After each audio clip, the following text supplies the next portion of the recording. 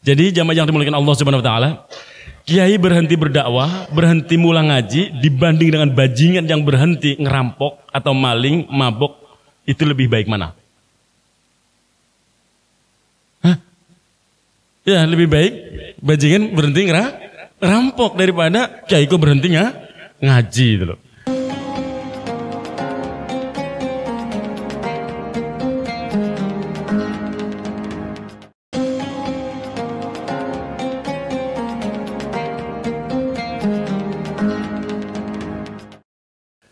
Alhamdulillah wassalatu wassalamu ala rasulillah sayyidina Muhammad ibn Abdullah la hawla wa la quwwata illa billah Rabbana aftah bainana wa baina qawmina bil haqqi wa anta khil fatihin subhanaka la ilma lana illa ma 'allamtana innaka antal alimul hakim wa ba'd. Jamaah salat subuh Masjid Al-Ikhlas yang mudah-mudahan senantiasa dimuliakan Allah Subhanahu wa taala, dimuliakan dengan iman dan Islam yang senantiasa melekat di dada kita, dimuliakan oleh Allah dengan istiqomah dalam taat, dalam kebaikan, dalam amal soleh yang kita senantiasa jaga, dan dimuliakan oleh Allah, dikumpulkan bersama-sama orang-orang yang selalu taat dan patuh menjalankan syariat-syariat Allah Subhanahu wa taala. Amin ya rabbal alamin. Alhamdulillah, pagi hari ini kita bisa duduk bersama-sama di majelis ilmu setelah kita menunaikan sholat subuh berjamaah. Adalah anugerah yang paling istimewa, anugerah yang paling wajib dan harus kita syukuri. Di antara kesibukan, di antara kemalasan kadang yang memang hadir, memang kita itu dari sononya dikasih dua pilihan, Pak. Fa'alhamaha fujuraha wa taqwaha. Kita itu punya potensi dua. Memang kita diberikan oleh Allah fa'alhamaha fujur. Coba yang pertama disebutkan apa? Fujur loh. Maka aku ilhamkan kepada mereka. Potensi apa? Fujur. Cenderung kepada yang tidak baik. Emang iya kok. Kalau kita mau jujur. Kalau disuruh milih tidur atau sholat, ya tidur. Ke masjid atau di rumah? Ya di rumah. HP atau mushaf? Ya HP. Duduk di majelis atau kongko di tempat kongko gitu loh. Jadi di tempat kongko. Emang gitu. Emang dari sononya Pak. Fujura baru wa taqwaha. Tapi kita juga punya potensi taqwaha. Tunduk patuh taat, imtisalul awamiri wajtinabu nawahi. Berusaha sekuat tenaga menjalankan segala perintah-perintah Allah dan juga menjauhi segala larangannya. Nah, karena pada dasarnya kita juga punya potensi dua ini, kadang kalau kita keterusan dalam hal yang tidak baik, hati kita juga berontak, Pak. Kok kayaknya bukan ini jalur hidup kita kan. Nah, emang seperti itu. Nah, kadang kalau lagi rajin, kadang ya keluar rasa jenuhnya. Rasa jenuh itu pasti ada. Dan rasa jenuh itu pasti akan dialami oleh setiap orang. Rasa jenuh kalau di dalam Al-Quran atau di dalam fikih atau di dalam amaliyah kita disebutnya futur. Apa itu futur? Jenuh untuk beramal soleh itu loh. Itu emang dari sononya ada nih. Dan itu ada di diri kita. Tanpa kecuali. Mau ustadz kayak mau kiai, mau ajengan. Selain nabi ya nggak ada yang lolos nih ya. Beda kalau nabi dapat jaminan. Bukan, yang bebas dari perbuatan dosa apa? Maksum. Nah, selain kita nggak ada yang maksum, Pak. Jadi ya pasti meleset dikit itu pasti ada. Tapi jangan dikit-dikit lama-lama jadi jadi bukit. Baik, maka pagi hari ini jamaah yang dimuliakan Allah Subhanahu wa taala, kita akan mengkaji sedikit tentang dahsyatnya keistimewaan istiqomah dan larangan hulu. Hulu itu melampaui batas atau berlebih-lebihan. Jamaah yang dimuliakan Allah Subhanahu wa taala, apa sih yang dimaksud dengan istiqomah? Istiqomah tidak lain tidak bukan adalah menempuh jalan agama yang lurus, benar dengan tidak berpaling ke kiri maupun ke kanan. Dan ini istiqomah yang dimaksud di sini adalah mencakup pelaksanaan semua bentuk ketaatan kepada Allah Subhanahu wa taala, baik lahir maupun batin, dan meninggalkan semua bentuk larangan-larangannya. Allah Subhanahu wa taala sudah mengistimewakan untuk mereka yang sudah berusaha untuk istiqamah. Di dalam firman-Nya surah Fussilat, a'udzubillahi minasyaitonirrajim.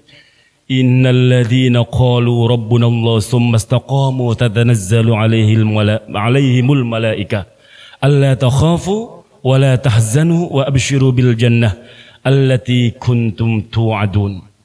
Sesungguhnya orang-orang yang mengatakan Robku adalah Allah, Rob kami adalah Allah. Kemudian mereka istiqomah pada pendirian mereka, maka malaikat akan turun kepada mereka dengan mengatakan, Allah takhafu wa la tahzanu. Jangan kamu merasa takut dan janganlah kamu merasa sedih. Wa abshiru bil jannah. Dan bergembiralah kalian dengan surga. Allati kuntum tu'adun, yang telah dijanjikan oleh Allah Subhanahu wa taala.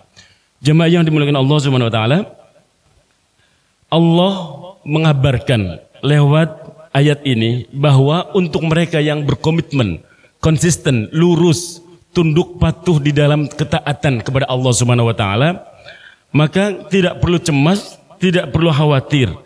Bahkan kabarkan wahai para malaikat kepada mereka yang istiqomah itu surga yang sudah dijanjikan oleh Allah Subhanahu wa taala. Yang dimaksud Allah memberikan kabar baik dengan jaminan untuk tidak cemas, tidak takut. Itu kapan? Ketika malaikat memberikan kabar kebaikan yang menyenangkan itu. Di dalam beberapa tafsir disebutkan yang dimaksud adalah yang pertama ketika hendak mengembuskan nafas terakhir. Orang yang istiqomah itu, Bapak Ibu yang rahmati Allah Subhanahu wa taala, pasti akan menuai apa yang dia dawamkan, apa yang dia jaga terus untuk diamalkan, akan menuai. Kapan yang pertama akan dituainya? Ketika sakaratul maut, najah, ketika nafas atau ruh akan dicabut dari jasad kita. Maka malaikat akan datang membawa kabar gembira untuk kita tidak cemas, untuk kita tidak khawatir. Dengan apa? Karena apa? Setiap orang yang akan meninggal dunia, Pak, itu pasti akan ditampakkan oleh Allah tempat kembalinya. Kalau Bapak Ibu pernah belajar atau pernah dengar kitab Daqaiqul Akhbar. Daqaiq itu lelembut, akhbar itu khabar. Jadi yang membahas tentang perjalanannya ruh dari alam ruh mampir ke alam rahim, kemudian nyasar ke dunia, nanti balik ke barzah. Itu dikupas tuntas. Namanya kitab Daqaiqul Akhbar. Nah, yang kalau tidak salah pernah dibahas oleh salah satu mungkin narasumber di masjid ini, Gus Arifin, itu beliau biasanya mengambilnya dari kitab Usfuriyah. Kitab Usfuriyah juga sama. Itu menceritakan perjalanannya ruh. Dari ruhnya orang-orang soleh sampai ruhnya orang-orang yang begitulah begitu ya. Nah, subhanallah. Itu setiap ruh ketika akan meninggalkan jasadnya ditampakkan oleh Allah tempat kembalinya. Ketika yang dilihat adalah surga dengan segala kenikmatannya. Betapapun sakitnya rasa sakaratul maut digambarkan oleh Nabi, sakitnya ruh ketika dicabut dari jasad itu sebanding atau sepadan dengan 300 sabetan pedang. Walaupun sesakit itu tidak dirasa, Pak. Karena apa? Yang dilihat adalah surganya Allah dengan segala kenikmatan. Itu kenapa ada orang-orang yang mati atau meninggal dunia dengan senyum, yaitu para syuhada itu. Karena apa? Yang dilihat tempat baliknya, Pak. Sesakit apapun tidak dirasa. Tapi jangan nanya, bagi mereka yang naudzubillah summa naudzubillah min dzalik, orang-orang yang penuh dengan kekufuran, dengan kedurhakaan, ketika ditampakkan tempat baliknya ruh adalah jahanam, berontak, Pak. Kalau boleh nggak mau dicabut, kepengen dikasih kesempatan untuk taubat. Maka kadang kita melihat matanya, mulutnya, dan lain sebagainya. Walaupun itu jangan jadi tolok ukur menilai tetangga saudara yang meninggal, Pak, ya, nggak boleh, Pak. Si fulan meninggal kok matanya melek. Ya belum merem ya berarti melek. Kalau masih melek ya dibikin merem. Emang bisa Pak. Ada doanya dan ada titik-titik yang dimana yang biasa ngurus jenazah itu, yang mulutnya kebuka biar ketutup, yang matanya melek biar terpejam itu, ya, menghindarkan fitnah. Nah, tapi intinya jamaah yang dimuliakan Allah Subhanahu Wa Taala akan diberi kabar gembira oleh Allah Subhanahu Wa Taala ketika hendak menghembuskan nafas terakhir, ketika sakaratul maut. Itu malaikat yang Allah kirimkan untuk memberikan kabar gembira. Yang pertama ketika sakaratul maut. Yang kedua, kabar gembira itu ketika bangkit dari kubur menuju akhirat. Ketika yaumul ba'ats.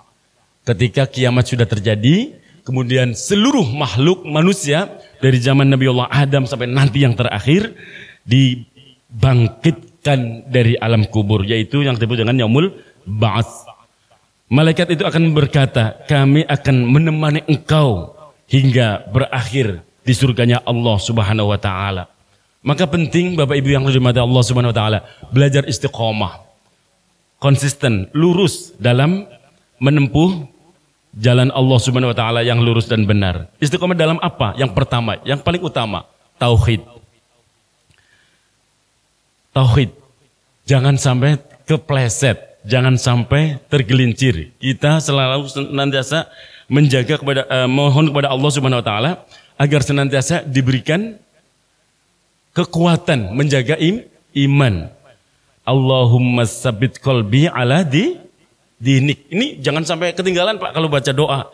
Allahumma sabit qalbi ala dinik. Ya Allah, tetapkanlah hati kami di dalam memegang teguh agamamu. Allahumma sabbit qalbi ala dinik. Sesering mungkin itu dibaca. Di antara doa-doa yang panjang kita berdoa itu, doa ini jangan kelewat. Wong Rasulullah SAW aja, bukan Rasulullah, Imam Hasan Al-Basri pun senantiasa membaca ayat yang berbunyi Allahumma, yang ketika membaca innal ladzina qalu rabbunallahu tsumma istaqamu tatanazzalu 'alal malaikah. Setelah membaca ayat ini, beliau senantiasa membaca doa ini. Allahumma anta rabbuna farzuqna istiqamah. Ya Allah, engkaulah Rabb kami, berikanlah keistiqomahan kepada kami. Sekelas Imam Hasan Al-Basri, muridnya Sayyidina Ali radhiyallahu an. Seorang tabi'in yang begitu terkenal kealimannya dan kesolehannya. Itu minta sama Allah di dalam doanya setelah baca ayat tadi di surah Al-Fussilat ayat 30.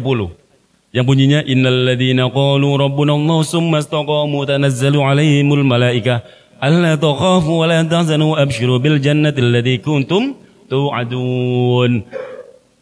Imam Hasan Al-Basri lalu berdoa, Allahumma rabbuna anta rabbuna farzuqnal istiqamah. Wahai Rabb, engkaulah Rabb kami, wahai Allah, engkaulah Tuhan kami, berikanlah keistiqomahan kepada kami. Ini Imam Hasan Al-Basri, apalagi kita tentu harus lebih sering-sering berdoa seperti itu. Istiqomah dalam tauhid. Yang kedua, istiqomah dalam ketaatan, Pak. Ketaatan dalam menunaikan kewajiban Allah Subhanahu Wa Taala. Kewajiban yang telah Allah gariskan di dalam syariat yang kita pegang ini. Nah, karena memang istiqomah dalam taat itu nggak mudah, Pak. Lisannya doang ringan. Wah, yang penting istiqomah. Kata siapa istiqomah itu ringan? Bapak Ibu rahmati Allah Subhanahu Wa Taala, saya itu dulu waktu sering memberikan motivasi lewat kegiatan-kegiatan seminar misalnya. Dulu saya itu pernah mainan seperti itu, memberikan motivasi dalam bentuk seminar. Itu kami, Aziz itu memberikan 10 tangga menuju kemuliaan dunia akhirat. Dan meletakkan istiqomah itu di level 9. Karena apa? Level pertama itu taubat. Kalau kita pengen diangkat oleh Allah derajatnya di dunia maupun akhirat, kita semua tidak ada yang tidak bisa mengatakan, aku nggak punya dosa kok. Aku lempeng-lempeng saja dalam hidup. Tetap saja kita mah punya dosa, Pak. Wong manusia biasa. Nah, saya meletakkan taubat itu di tangga pertama. Tangga kedua, benerin sholat 5 waktu. Kalau kita udah ngaku taubatan nasuha, benerin sholat 5 waktunya Pak. Nggak bisa enggak itu. Nah setelah benerin sholat 5 waktu, belajarlah menghidupkan malam dengan sholat tahajud. Berat memang, tapi minimal yang kita mampu. Nggak usah harus berapa banyak dulu rakaat, berpuluh-puluh rakaat. Tapi ya kumat-kumatan, kalau rajin gitu kan. Kemudian ngeblank, kosong blong gitu kan. Malah nggak bagus seperti itu. Hidupkan sholat malam itu di tangga ketiga. Tangga keempat, belajar mengawali pagi ketika kita berikhtiar mau memulai mencari nafkah dengan apa? Sholat duha. Dimanapun, masih di rumahkah atau ketika sudah sampai di kantor, sholat duha. Kelihatannya ringan juga, tapi untuk istiqomah nggak mudah. Nah, suruk atau isyraq itu adalah sholat duha paling awal waktu sholat duha. Jadi ada yang mengatakan para ahli tafsir hadis ketika menafsiri bahwa man sholal fajr fi jamaah summa qa'ada yadhkurunallah hatta tatlu'asy syams summa shalla rak'atain. Nah, ketika para ahli tafsir menjelaskan summa shalla rak'atain, kemudian sholat 2 rakaat, itu semuanya mengatakan adalah sholat syuruk. Kemudian ditanya, sholat syuruk itu sholat apa? Sholat syuruk adalah sholat duha yang paling awal waktunya. Jadi kalau misalnya, karena memang waktu syuruk itu terbatas, kurang lebih antara 10 menit Pak. Kok kelewat, ya tetap sholat sunnah. Sholat sunnah apa? Ya duha. Sudah kelewat sholat duhanya, sholat syuruknya, kemudian malah nggak sholat. Itu namanya kurang pas, ngajinya kurang tuntas. Nah, jadi ya tetap sholat duha. Bedanya sudah nggak kebagian waktu syuruk. Nah, jamaah yang dimuliakan Allah Subhanahu Wa Taala, istiqomah. Saya meletakkan sholat duha itu di tangga ke berapa tadi? 4 ya. Kemudian tangga kelima itu belajar puasa sunnah. Senin Kamis itu. Kalau kita pengen diangkat derajatnya oleh Allah itu, belajarlah mendawamkan apa yang didawamkan oleh Nabi kita Muhammad Sallallahu Alaihi Wasallam. Kemudian puasa Ayyamul Bid, hari ke-13, 14, 15 di pertengahan bulan Hijriyah. Kemudian keenamnya memperbanyak zikir atau qiraatul Quran. Didawamkan ini. Nah, baru level ketujuh saya itu menempatkan tangga ketujuh itu baru sedekah Pak. Karena dulu saya punya teman bareng dakwah itu meletakkan sedekah itu number 1. Kalau saya di nomor 7. Karena apa? Sedekah kenceng gak sholat Pak. Sedekah kenceng gak pernah memperbaiki keburukannya. Gak taubat gitu loh kan. Sedekahnya kenceng, jor-joran gitu loh. Jiwa sosialnya tinggi. Tapi gak pernah memperbaiki ibadah-ibadah yang lain. Khawatirnya keutamaan sedekah itu hanya dikonversi untuk nutupin dosa tok Pak. Tapi kalau tadi taubatnya sudah, sholat 5 waktunya sudah, tahajudnya dijaga, duhanya diopenin, kemudian puasa sunnah dijalankan, zikir, di dawaman baca Quran, diistiqomahkan, kemudian sedekah, walaupun sedekahnya mungkin nggak seberapa, jadi nilainya dahsyat karena apa? Menyempurnakan dari 1 sampai 6 tadi. Nah, di level tangga 8 udah mulai berat Pak. Apa itu? Sabar dan syukur. Kata siapa sabar itu nggak berat. Syukur juga berat. Walaupun kadang kita maaf kalau bahasa orang Jawa lambe turahnya gampang sekali ngomong. Yang penting yang syukur. Nyatanya antara ucapan dan fakta, realita ketika mengimplementasikan syukur itu kadang tidak sesuai gitu loh. Sabar dan syukur itu di tangga yang ke-8. Ke-9 inilah kami meletakkan posisi istiqomah Pak. Istiqomah itu enggak ringan, enggak mudah. Dan yang lebih berat dari 1 sampai 9 ini apa? Yang terakhir Pak, tawakal. Berserah diri Pak. Jadi jangan sekali-kali meletakkan tawakal di nomor 1. Pasti keliru Pak. Belum ikhtiar kau tawakal. Belum taubat kau tawakal. Belum memperbaiki ibadah kok tawakal. Tawakal apaan? Itu tawakal yang salah tempat itu Pak. Jadi tawakal itu level yang paling tinggi loh, jangan salah. Berserah diri kepada Allah itu kalau udah berikhtiar yang maksimal. Lah belum ikhtiar kok, terserah Allah aja. Terserah Allah. Dikit-dikit nanti nyalain Allah. Hidup susah nyalain Allah. Belum memperbaiki ibadah kok. Saya ditakdirkan ke neraka. Ditakdirkan ke neraka. Ibadah dulu. Ditakdirkan miskin. Belum kerja keras kok. Ditakdirkan sakit. Belum berobat kok. Berobatlah. Gitu. Baik. Jadi istiqomah memang luar biasa. Selanjutnya istiqomah di dalam ikhlas Pak. Ikhlas ini ketika hendak beribadah, ketika sedang beribadah, dan setelah beribadah. Ini ikhlas Pak. Gak boleh ikhlas ketika beribadah doang, ketika sudah beribadah diceritakan semua apa yang pernah dilakukan. Itu juga bahaya Pak. Bisa merontokkan nilai keikhlasan. Jadi istiqomah di atas ikhlas itu apa maksudnya?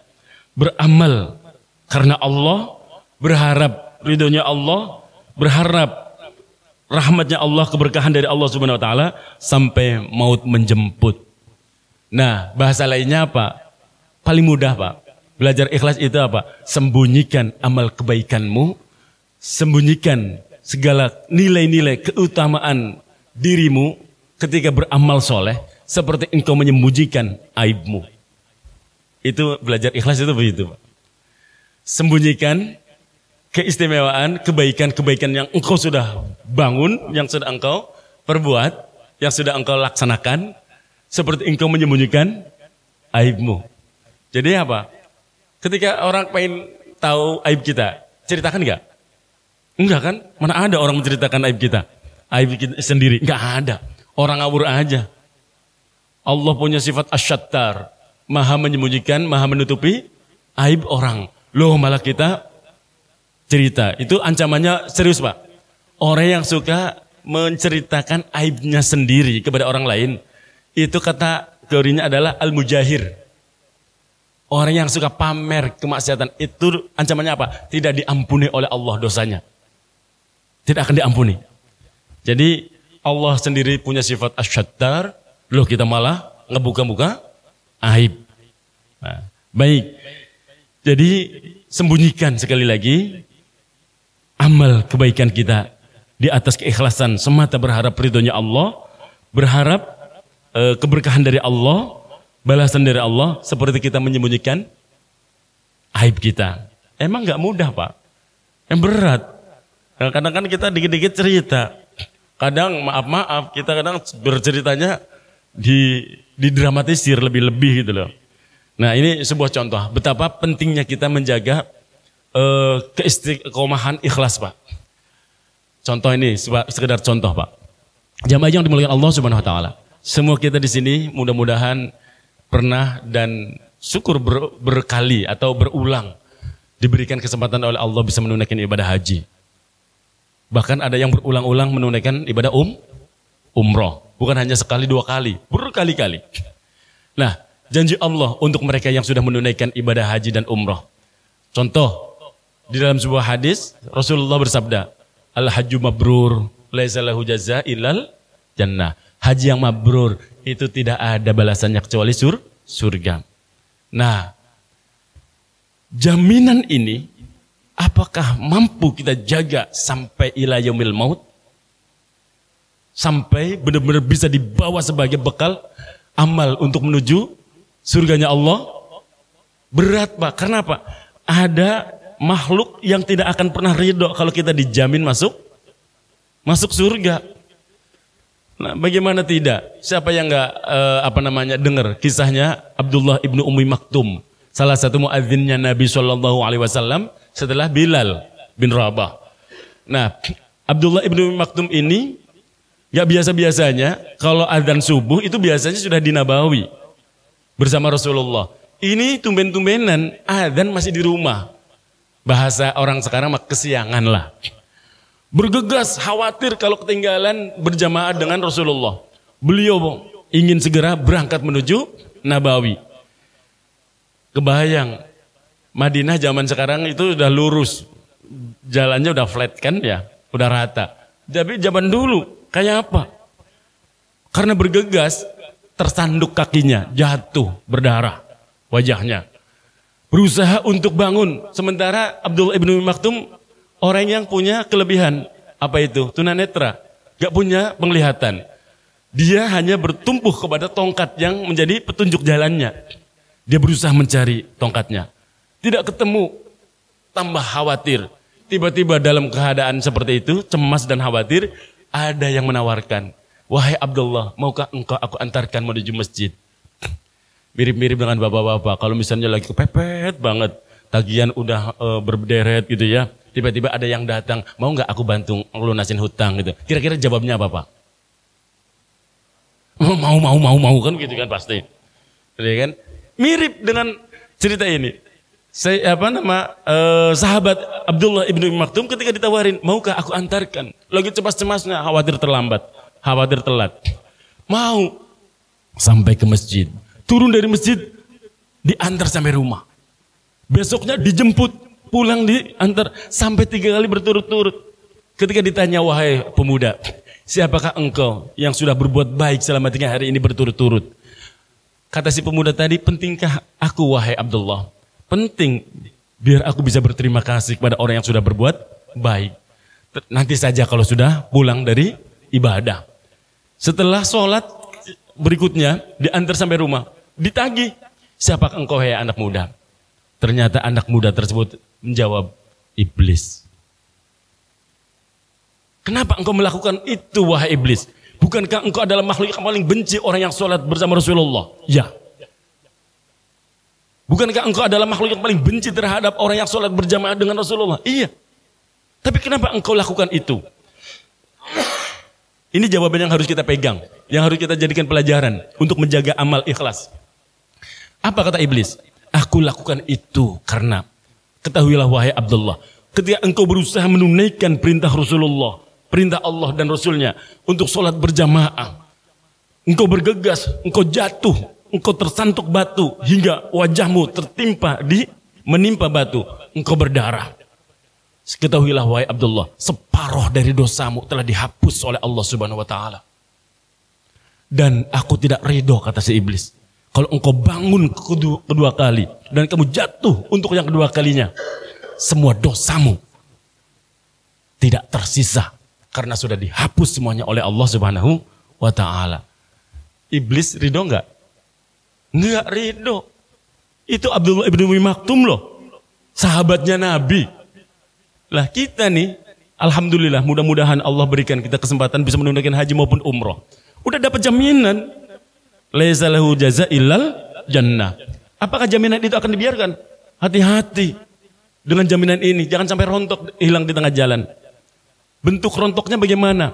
Kadang iblis itu wujudnya, kalau tadi Abdullah ibnu Maktum itu seorang pemuda. Kadang, maaf, iblis yang di lingkungan kita itu wujudnya aja tetangga, saudara, teman.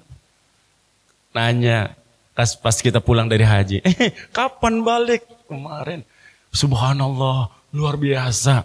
Anda orang yang diberikan kebelian oleh Allah, dipuji setinggi langit sama temannya. Megar nggak di sini? Pak, megar nggak di sini ketika dipuji? Bengkak, baju langsung sempit. Iya kan? Baju langsung sempit karena apa? Senang dipuji. Kita itu memang manusia yang memang tidak bisa enggak. Salah satu racun yang dihembuskan oleh iblis laknatullah di dada kita apa? Senang dipuji, Pak. Itu kelakuan iblis sebenarnya. Hati-hati. Kita jangan pakai itu. Nah, jamaah yang dimuliakan Allah Subhanahu wa taala. Kemudian tolong dong ceritakan gimana perjalanan religi kamu di sana ketika wukuf di Arafah, ketika tawaf, ketika di Raudhah. Nah, mestinya cukup dijawab alhamdulillah semua berjalan dengan baik. Selesai. Alhamdulillah semua berjalan dengan baik. Kemudian ketika Anda ceritakan semuanya, kalau setiap kali tawaf, begini. Hati-hati. Hati-hati. Kalau bukan litarbiyah, untuk mendidik, untuk mengajar, untuk menuntun orang yang mau belajar tentang ibadah haji dalam manasik. Kita bisa-bisa kejebak untuk kemudian menceritakan apa yang menjadi pengalaman kita. Akhirnya apa? Kita dapat pujian tok. Setelah itu lenyap jaminan itu. Itu yang harus kita jaga. Nah, istiqomah dalam ikhlas tidak mudah. Jamaah yang dimuliakan Allah Subhanahu wa taala. Nah, ini karena waktunya sedikit kan, saya menyampaikan speednya agak cepat Pak, biar tidak gantung materinya. Jamaah yang dimuliakan Allah Subhanahu wa taala. Setelah itu, bagaimana kita belajar istiqomah? Belajar istiqomah itu sedikit-sedikit tapi kontinu. Dan ini sesuai dengan apa yang diajarkan oleh baginda Nabi kita Muhammad sallallahu alaihi wasallam. Ahabbul a'mali ilallah ta'ala adwamuha wa in qalla. Sebaik-baik amal. Ada yang menyebutkan di riwayat yang lain khairul a'mal. Sebaik-baik amal. Ada sebaik-baik amal yang paling dicintai oleh Allah adalah adwamuha wa in qalla. Kontinunya. Terus menerus walaupun sedikit. Jadi amal yang paling dicintai oleh Allah adalah amalan yang terus menerus walaupun sedikit Pak. Nah, ini penting saya sampaikan. Karena apa? Jangan sampai kita itu, bahasa orang Jawa itu apa ya? Kumat-kumatan itu Pak. Nah, kita berbuatlah baik yang kita mampu, yang memang benar-benar kita bisa dawamkan. Dari sahabat Abi Hurairah radhiyallahu an, Rasulullah pernah bersabda, "Likulli 'amilin babun min abwabil jannah, yud'a minhu bidzalikal amal." Bagi setiap amal yang beramal, bagi setiap amal bagi orang yang beramal, babun min abwabil jannah, terdapat sebuah pintu khusus di surga yang dia akan dipanggil melalui pintu tersebut karena amal yang telah dilakukan itu Pak. Jadi dengerin baik-baik Pak. Setiap amal itu akan membuahkan pintu di dalam surga dan kita akan dipanggil dari pintu itu. Maka man anfaqa zaujaini fi sabilillahi nudiya min abwabil jannah. Siapa yang memberikan nafkah kepada keluarganya, kepada anak istrinya atau keluarganya, maka akan dipanggil dengan panggilan yang sangat indah, ya Abdullah hada khair. Wahai hamba Allah, ini adalah pintumu yang terbaik. Faman kana min ahli shalah du'a min babis shalah. Siapa yang ahli salat maka akan dipanggil dari pintu salat Pak. Nah, waman kana min ahli jihad, dan siapa yang ahli jihad, berjuang di jalan Allah, du'a maka akan dipanggil min babil jihad, dari pintu jihad. Waman kana min ahli siyam, dan siapa yang ahli puasa, du'a min babil rayyan, akan dipanggil dari pintu ar-rayyan. Wa man kana min ahli shadaqah, dan siapa yang ahli shadaqah, du'a min babis shadaqah, maka akan dipanggil dari pintu shadaqah. Kira-kira kita sudah ahli yang mana Pak? Halo? Jadi serius begini. Kita sudah ahli sholat. Amin. Udah ahli shadaqah. Amin. Sudah ahli jihad. Amin. Ahli puasa. Ya. Sampai-sampai sahabat Abu Bakar pun bertanya kepada Rasulullah. Faqala Abu Bakrin radhiyallahu anhu, bi abi anta wa ummi ya Rasulullah. Ma ala man du'iya min tilkal abwab min darurah. Fahuwa yud'a ahadun min tilkal abwab kullaha. Wahai Rasulullah, demi ayahku dan ibuku. Wahai Rasulullah, adakah orang yang sudah dipanggil dari salah satu pintu itu kemudian merasa khawatir, cemas dan masih bahaya? Tidak ada. Terus fahal yud'a ahadun, adakah ya Rasulullah salah satu dari kita dipanggil dari semua pintu? Kata Nabi, qala na'am, ada. Wa arju ayyakuna minhum, dan aku berharap engkau adalah salah satunya wahai Abu Bakar. Subhanallah. Sayyidina Abu Bakar adalah salah satu yang didoakan oleh Nabi, sahabat yang masuk ke dalam surga dari segala pintu itu. Karena apa? Iya, sahabat Abu Bakar adalah orang yang paling sangat perhatian dengan keluarganya. Ya, sangat luar biasa perjuangannya di jalan Allah. Sedekahnya enggak tanggung-tanggung. Sampai seluruh hartanya diserahkan kepada Allah dan Rasulnya untuk perjuangan di jalan dakwah. Sampai-sampai ketika ditanya oleh Rasulullah, "Hai Abu Bakar, kalau engkau sedekahkan semuanya hartamu, terus apa yang engkau tinggalkan untuk anak keturunanmu?" Apa jawaban sahabat Abu Bakar? "Aku punya Allah dan Rasulnya." Wah, keren. Ada nggak hari ini yang nggak sanggup seperti itu? Nggak ada, Pak. Subhanallah. Makanya Sayyidina Umar bilang, "Aku tidak pernah bisa mengungguli Abu Bakar radhiyallahu an." Sayyidina Umar aja ngomong begitu, apalagi kita. Nah, subhanallah, dalam hal sedekah. Begitu pun dalam hal sholat. Sayyidina Umar itu Sayyidina Abu Bakar itu luar biasa.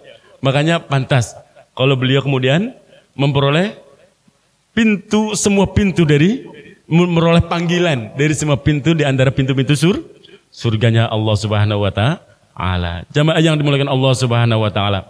Ini penting bagi kita agar tanyakan pada diri kita, kita yang paling cocok ini apa sih ya? Yang paling senang saya gandrungin tahajud. Tahajud adalah dikencengin. Yang paling senang apa? Sedekah. Sedekah dikencengin. Sedekah nggak kuat Ustadz, wong saya juga rezekinya pas-pasan. Sholat juga saya kadang maaf karena sibuk dan lain sebagainya. Saya mah alhamdulillah insya Allah saya mah puasa. Nah, puasa silahkan didawamkan. Jangan sampai ditinggalkan.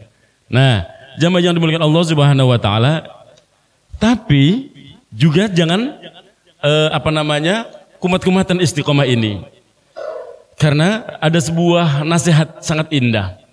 Kalau orang berlebihan, istiqomah iya penting, tapi tidak boleh keliru dalam mendawamkan suatu kebiasaan. Karena apa? Yang biasanya orang yang keliru itu begini. Seperti yang diwejangkan atau dinasihatkan oleh Rasulullah, "Ya Abdullah, la takun misla fulalin kana yaqumul lail fatraka qiyamal lail."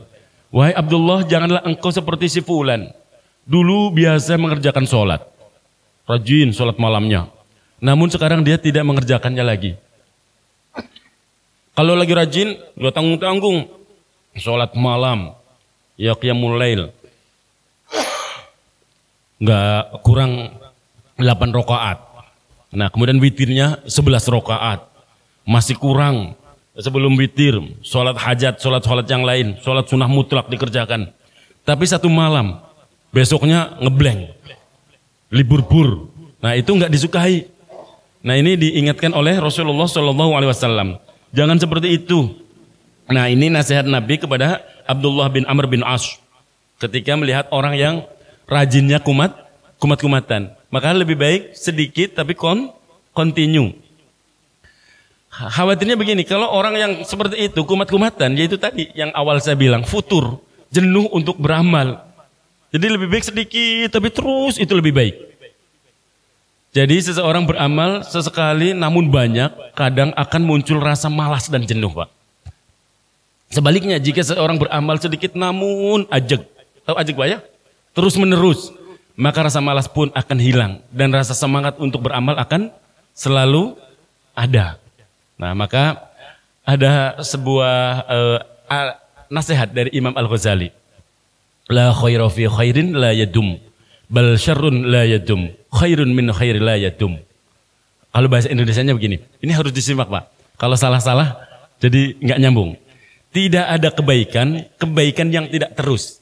La khaira fi khairin la yadum. Tidak ada kebaikan yang tidak terus. Bal syarrun la yadum, malah keburukan yang tidak terus. Khairun, itu lebih baik.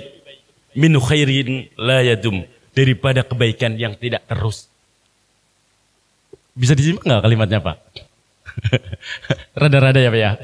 Tidak ada kebaikan yang tidak terus. Kebaikan kok berhenti gitu loh. Nggak istiqomah gitu loh. Malah keburukan yang tidak terus, maksudnya keburukan itu berhenti, itu lebih baik daripada kebaikan yang berhenti. Contoh, biar lebih mudah. Ada seorang ustadz, kiai, mengisi pengajian di setiap hari Ahad atau Sabtu dan Ahad. Di setiap tempat keliling, pagi-pagi, siang, malam, pagi, malam, terus keliling.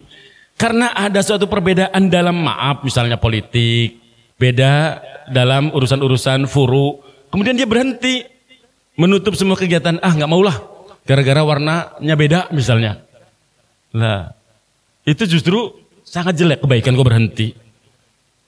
Nah, lebih baik misalnya ada orang nih. Bromocorah, tahu Pak Bromocorah Pak? Ya orang yang biasa maksiat lah. Nah, sebab ada gempa, tersebab ada bencana atau musibah. Entah itu tsunami, tanah longsor, badai dan lain sebagainya. Di depan matanya, kemudian mengetuk pribadinya, hatinya. Dia insaf dan tobat. Dan berhenti dari kemaksiatannya, itu lebih baik.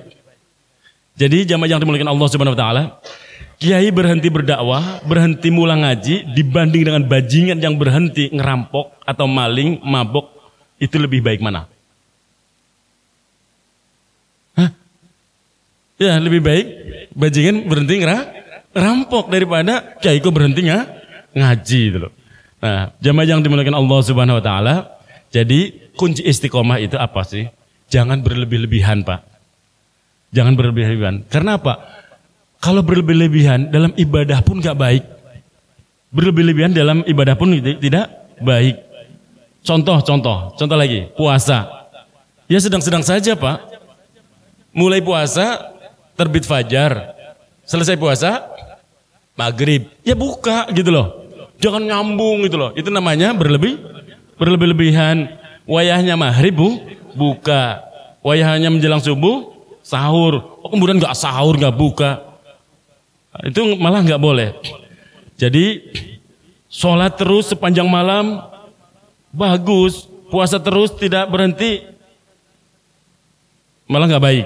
Jadi malah zaman Rasulullah ada seorang sahabat yang kepengen nyaingin Rasulullah. Ada sahabat yang kepengen nyaingin Rasulullah, ketaatannya maksudnya loh. Dia sepanjang malam terus sholat, nggak meninggalkan keluarganya, pokoknya nggak disentuh belas. Walaupun punya istri cantik nggak disenggol-senggol acan, Pak. Sepanjang malam untuk sholat. Puasa terus tidak berhenti. Kemudian tidak pernah menyentuh istrinya. Maka Rasulullah SAW dengan sangat tegas mengatakan, Ana Rasulullah, ana atqakum wallah. Aku adalah utusan Allah dan aku paling takwa di antara kalian. Tapi aku juga sholat malam dan juga tidur. Aku puasa juga kadang tidak puasa. Bahkan aku juga beristri, aku juga menikah, kata Rasulullah. Nah, jadi kita itu nggak boleh berlebih-lebihan. Kalau berlebih-lebihan, apapun jadi jelek, Pak. Apapun jadi jelek. Jadi semampunya kita melaksanakan, iya, berlebih-lebihan itu nggak boleh. Termasuk dalam hal rasa cinta, kagum, sayang, atau idola, Pak. Saya akan sedikit saja karena waktunya tinggal sedikit. Ketika kita mengidolakan seseorang, ngefan atau cintain seseorang, ada nasihat. Ada yang mengatakan ini kalimat adalah kalimat pepatah Arab. Ada yang mengatakan ini kalimatnya sahabat. Yang mana saja, kita nggak memperdulikan dari sumbernya mana, tapi kita ambil nasihatnya indah banget. Habibaka haunan ma asa ayakuna baghidaka yawman ma. Cintailah kekasihmu sewajarnya saja, karena bisa jadi suatu saat dia akan menjadi seorang yang engkau benci. Wa baghidaka haunan ma asa ayakuna habibaka yawman ma. Dan sebaliknya, bencilah orang yang engkau benci sewajarnya saja, karena bisa jadi suatu saat dia akan menjadi kekasihmu. Jadi Allah sendiri di dalam Al-Quran apa? Fa in karihtumuhunna fa'asa an taqru syai'aw wa yaj'alallahu fihi khairan katsira. Maka bersabarlah kalian, karena mungkin kalian tidak menyukai sesuatu, padahal Allah menjadikan sesuatu itu kebaikan yang banyak. Jadi bisa jadi yang kita benci saat ini ada sesuatu kebaikannya, atau yang kita cintai sebaliknya. Jadi jangan sampai cintanya kita itu membutakan dan menulikan telinga kita dan mata kita. Karena Nabi udah bilang, hubbuka syai' yu'mi wa yusim. Kecintaanmu kepada sesuatu menjadikan kamu buta dan tuli. Jamaah yang dimuliakan Allah Subhanahu wa taala. Ada seorang, ini kisah nyata. Nggak jauh rumahnya. Orang tuanya itu benci banget dengan tetangganya itu. Orang tua sama-sama benci itu. Si fulan, sebut saja A lah. Benci banget sama si B. Bencinya nggak ketulungan. Sampai kalau ada istilah ibarat kata jadi air, kayak ibarat di daun talas. Pokoknya nggak mau belas lah. Nah, rupanya memang Allah itu maha unik, Pak. Percaya nggak Allah itu maha unik? Anaknya sama-sama gede, tumbuh dewasa, sama-sama suka yuk. Orang tuanya bencinya nggak tulungan sama sesama orang tuanya. Anaknya saling jatuh cinta. Mau nggak mau jadi apa, Pak? Besan. Mau ngomong apa itu? Makanya benar kata nasihat tadi. Habibah Honan ma asa ayakuna baghituka yauman ma. Cintailah kekasihmu sewajarnya saja, karena bisa jadi suatu saat dia akan menjadi orang yang engkau paling benci. Atau bencilah orang yang engkau benci sewajarnya saja, karena bisa jadi suatu saat dia akan menjadi orang yang engkau cintai. Tuh, jangan nggak peduli, nggak ridho, nggak apa. Ingat baik-baik Bapak Ibu, kalau kita semua nggak mau memaafkan kesalahan orang lain, itu sama juga kita menutup Allah memaafkan, mengampuni dosa kita. Catat baik-baik itu. Kalau kita nggak mau memaafkan kesalahan saudara kita, maka siap-siap Allah nggak memaafkan dosa kita. Sejatinya kita memaafkan orang lain, saudara kita, itu memaafkan diri kita sendiri loh, Pak. Maka jangan keliru. Begitu pula kalau melihat segala sesuatu, santai saja, jangan berlebihan. Nah, ainur ridha an kulli aibin kalilah. Ada di dalam kitab Ta'lim Muta'allim kalimat ini, Pak. Dan saya sering sampaikan, apalagi di hari-hari ini. Wa ainur ridha an kulli aibin kalilah. Mata itu kalau udah ridha, mata itu kalau udah seneng, mata itu kalau udah mengidolakan, aib segede apapun gak kelihatan pokoknya. Kama anna ainus suhti tubdiul masawi. Sebaliknya, kalau mata sudah benci, maka yang ada keburukan. Jangankan kok kesalahan, baik saja jadi salah. Jadi ini sebagai penutup, Pak ya. Kata polisi, cinta itu sulit ditangkap, Pak. Kata ustadz, cinta itu anugerah. Kata dokter, cinta itu nggak ada obatnya. Kata guru, cinta itu nggak bisa dipelajari. Kata ibu kita, cinta itu tidak ada yang abadi. Sementara kata hakim, cinta itu tidak bisa dihakimi. Kata orang, cinta itu misterius. Sementara kata hati, cinta itu indah. Kata penyanyi, kata Agnes. Ada yang tahu Agnes Mo? Kata Agnes, cinta itu tidak ada logika, Pak. Iya. Iya loh, bener loh Bu, ibu yang hafal kok. Lah, kata The Massive, cinta itu membunuhku. Kata penyanyi The Massive. Ya, cinta itu membunuhku. Beda lagi kalau cinta Rangga. Kata Rangga, ada apa dengan cinta? Sementara kata grup band Raja, benci bilang cinta. Terus kalau menurut bapak-bapak apa? Ya, wallahu a'lam bishawab. Jadi intinya gini, asa an takrahu syai'aw wa huwa khairul lakum wa asa an tuhibbu syai'aw wa huwa syarrul lakum. Ini nyata banget di Al-Qur'an surat Al-Baqarah ayat 216. Nah, bisa jadi apa yang kita tidak sukai itulah adalah yang terbaik untuk kita atau untuk kalian. Dan begitu pula yang kita cintai, yang kita kagumi, yang kita idolakan. Syai'an wa huwa syarrul lakum. Terus cara mintanya gimana? Istikharahlah, mintalah kepada Allah petunjuk. Nah, segala sesuatu pokoknya intinya yang sedang-sedang saja. Mirip lagunya siapa tuh? Penyanyi dangdut. Yang sedang-sedang saja. Jangan hulu. Hulu itu sifat berlebihan, perilaku melampaui batas, dan itu tidak baik dalam segala urusan. Dalam cinta ya nggak baik, dalam benci nggak baik, dalam ibadah sama nggak baik. segala sesuatu yang berlebihan tidak baik. Jadi yang baik bagaimana? Istiqomah dalam ketaatan. Yang biasa saja, jangan berlebihan, sesuai dengan tuntunan syariat yang ada dalam agama kita. Mudah-mudahan bermanfaat. Ada yang mau bertanya, Pak? Monggo silahkan.